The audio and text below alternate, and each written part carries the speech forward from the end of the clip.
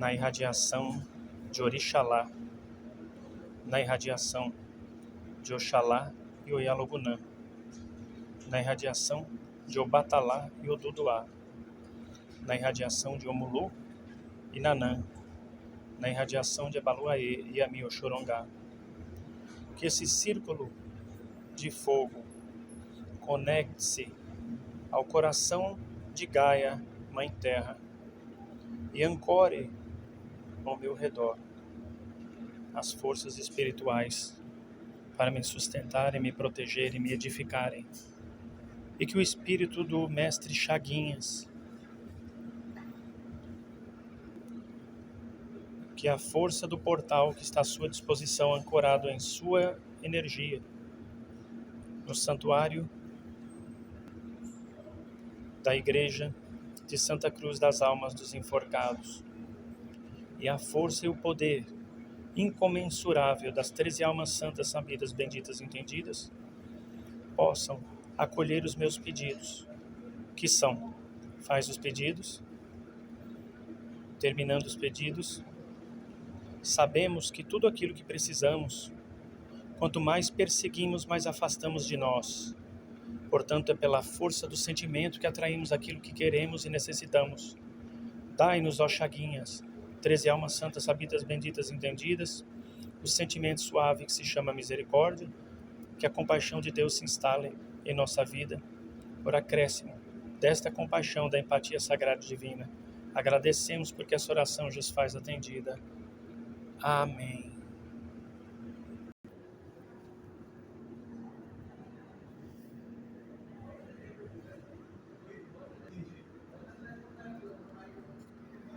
Estamos aqui na cripta do santuário da Igreja Santa Cruz das Almas dos Homens Enforcados, tá, gente?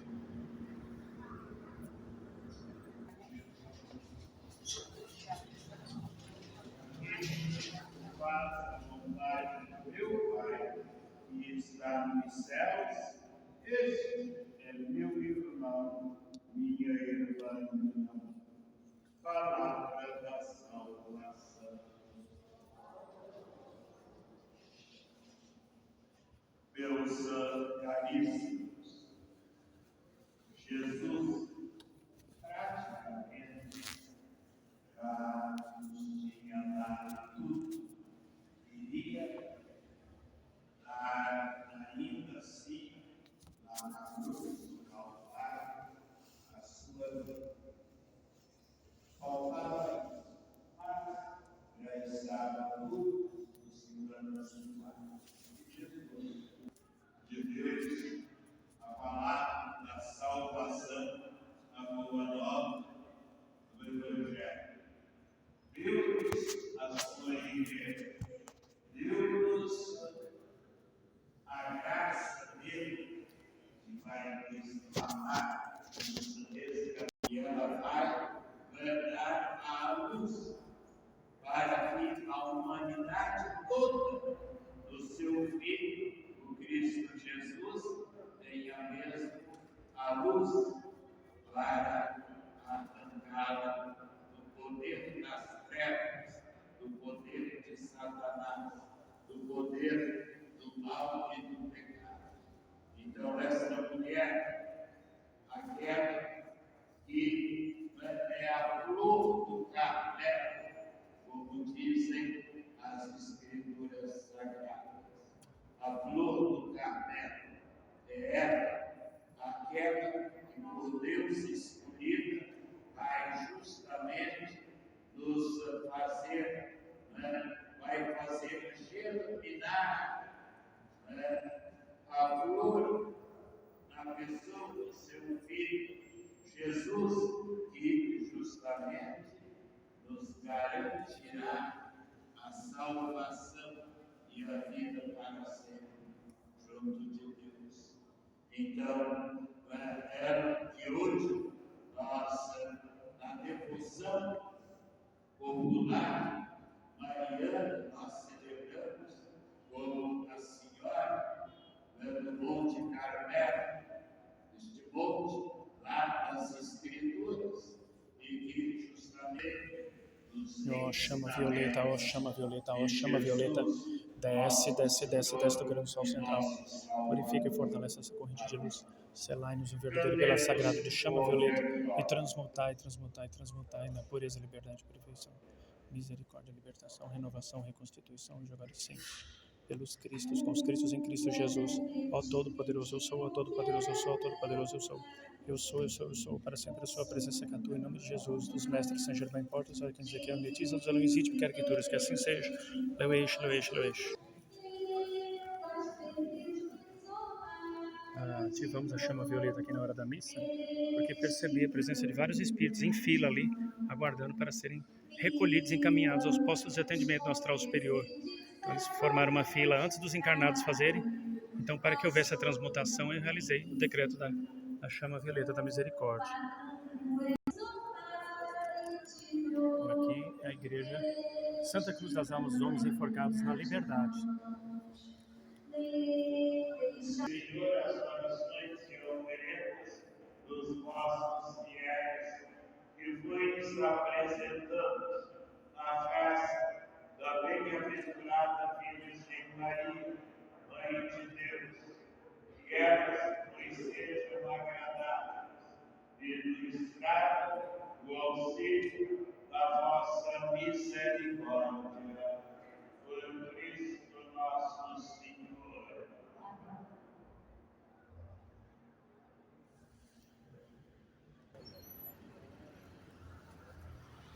Então, a igreja não foi uma vez nem duas só que eu já mostrei essa igreja aqui. Ela tem essa estrutura aqui. E uma coisa muito interessante é o fato dela estar numa região, diga-se de passagem, central, e os espíritos, durante a missa, foram formando entre os dois corredores de bancos uma fila de aproximadamente ali eu contei uns 30. Eles foram resgatados ou foram atraídos pela energia da missa, pelo campo vibracional, porque é aberto um portal no momento que se inicia a cerimônia da missa ou qualquer outro ritual de qualquer outro segmento. E aqueles espíritos que têm afinidade com aquela vibração ou com aquela crença, eles se aproximam e eles entraram pela porta aqui e foram acolhidos e seguiram rumo ao altar naquele momento. E aí os mentores me orientaram, inclusive o espírito do Chaguinhas está aqui comigo, o espírito do Chaguinhas orientou que eu fizesse o decreto da chama violeta na hora que isso iria ajudá-los a se desprender do mundo físico. Sabe uma coisa que mantém também os espíritos presos a esse mundo? Algo chamado teia de retenção. O que seria a teia de retenção? A teia de retenção, gente, ela funciona assim. Vamos supor que uma pessoa está muito mal de morte. Só que os amigos e familiares não querem que aquela pessoa venha desencarnar. O que eles fazem? Eles começam a vibrar e orar, cada um dentro da sua crença, ou pedir correntes de oração. E aquilo forma uma malha ali, em torno daquele desencarnado, e aquela malha entope de determinadas formas, ela em forma de energia, ela penetra na pessoa através dos chakras e vai entupindo o sistema circulatório energético daquela pessoa, impedindo o Ti de muitas vezes se esvair ou muitas vezes de ser consumido. Então aquela pessoa que precisava esgotar o seu Ti para poder desencarnar, não desencarna, ela fica presa ali, sendo que muitas vezes ela já não tem Ti mais suficiente para ter uma vida de qualidade de jeito nenhum. Vai ser uma vida muito sofrida e vegetativa. Só que aquela pessoa, inconscientemente, às vezes por medo da morte, ou porque não quer mesmo morrer de alguma forma, ou tem algum apego a pessoas ou coisas, ela acaba atraindo por afinidade esse tipo de campo gerado por parentes e amigos, ou pessoas que estão vibrando por ela. Isso forma o que a gente chama de malha ou teia de retenção, e aquela pessoa não desencarna, ela fica presa no corpo físico sofrendo. E quando ela vem a desencarnar, que chega uma hora que desencarna mesmo, não tem mais jeito, com teia ou sem teia, ela não consegue passar totalmente para o plano espiritual, por conta exatamente dessa teia, dessa malha de retenção, e fica presa, desencarnada, encarcerada nesse plano. Aí vai viver, né? Vai experimentar aí faixas vibratórias de natureza umbralina, porque umbral é exatamente isso, esse meio campo, esse meio termo aí existente entre o plano espiritual e o plano físico, a pessoa fica ali naquele meio. Umbral não quer necessariamente dizer um lugar de sofrimento terrível como se fosse um inferno, só com o nome substituído, né? De inferno cristão para umbral espírito ou espiritualista. Não nesse sentido. Umbral é esse estágio intermediário, essa zona intermediária, e o espírito fica preso ali. Às vezes é uma pessoa muito boa, mas está presa entre os dois mundos por conta da teia ou da malha de retenção. E aí eu vi que alguns desses espíritos que foram socorridos aqui, na igreja de Santa Cruz das Almas dos Enforcados, isso aconteceu exatamente, alguns estavam presos aí por conta da teia e da malha de retenção. É triste, né, ver isso, mas pelo menos foram recolhidos, a chama violeta ajuda a romper, a dissolver esses laços que mantêm a pessoa presa, e seguiram para postos de atendimento no astral superior, onde serão tratados com respeito e fraternidade.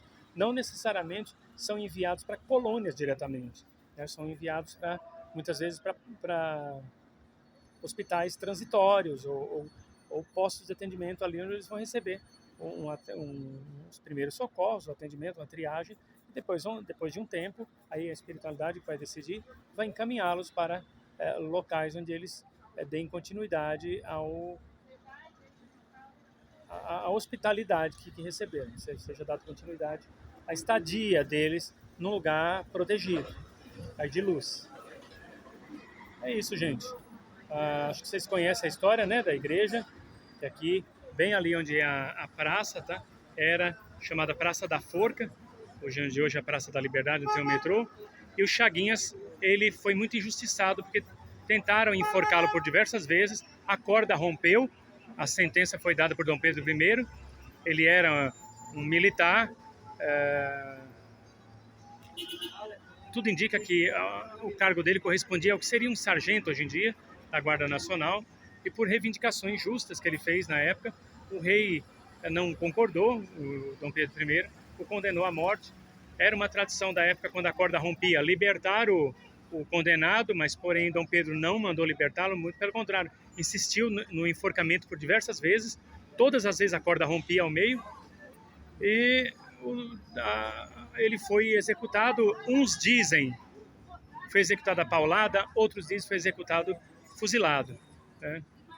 Só se sabe que Chaguinhas, negro, embora alforriado, sofreu esse tipo aí de perseguição, do motim, ou entre os que rebelaram-se contra o rei na época, ou melhor, rebelaram-se não, eles eram policiais, então estavam exigindo melhores condições de trabalho. Dos que exigiram as reivindicações, o único que foi punido foi o Chaguinhas, punido assim, severamente, por ser negro, né? O que deixa bem claro o caráter bastante racista da sociedade brasileira e da política brasileira, da justiça brasileira na época. A gente espera que esse tipo de reflexo tão nefando não se repita nos dias de hoje. É uma marca aí da nossa história, devemos todos nos envergonhar. Não pode ter lugar para racismo. Racismo, homofobia, machismo, essas coisas têm que cair por terra, gente. Isso não é coisa de espírito evoluído, não. E aí o Chaguinhas, na época, foi condenado à morte, e a população revoltada quebrou a forca e fizeram uma cruz, onde os pedidos eram atendidos pela alma do Chaguinhas. Como Dom Pedro não gostou do culto que estava sendo gerado aos Chaguinhas, mandou quebrar, destruir a cruz e fazer outra forca. Então o pessoal decidiu fazer esta igreja aqui. Construíram esta igreja aqui, que ficou na época conhecida como Igreja da Santa Cruz das Almas dos Homens Enforcados. Aí, hoje em dia é mais conhecida como Igreja Santa Cruz das Almas dos Enforcados. Tiraram dos homens, tá? Santa Cruz das Almas dos Enforcados, que não enforcavam só homem, era enforcado todo tipo de gente que na época era considerado uma pessoa que estava fora da lei. O governo não queria investir em sistema de recuperação, né, para os em sistema reeducativo, então achava que a pena de morte era mais econômica, mas usavam sempre a pecha e a desculpa de que estavam aplicando uma punição exemplar para que os outros não repetissem aquela atitude criminal. Só piorava as coisas, e a pena de morte não adiantava de nada. Se a ideia era corrigir, intimidar os futuros criminosos, nunca a pena de morte intimidou ninguém. Aliás, às vezes até piora, né? Porque uma pessoa que mata alguém sabendo que vai para a cadeira elétrica ou para a forca, ele não está mais preocupado se ele vai matar um só ou dois, um só não, já é muita coisa, mas se ele vai matar, vai ficar apenas naquele homicídio. Ele vai partir para quantos homicídios ele quiser, que ele já sabe, se for preso vai ser morto de todo jeito. Então não há muito os caráter pedagógico que dizem que tem a pena de morte é furada. Bom, então é isso, que Jesus, Maria e José abençoe a todos na unidade do Espírito Santo, com muita saúde, paz e proteção, que não lhes falte o axé dos orixás. Deus abençoe.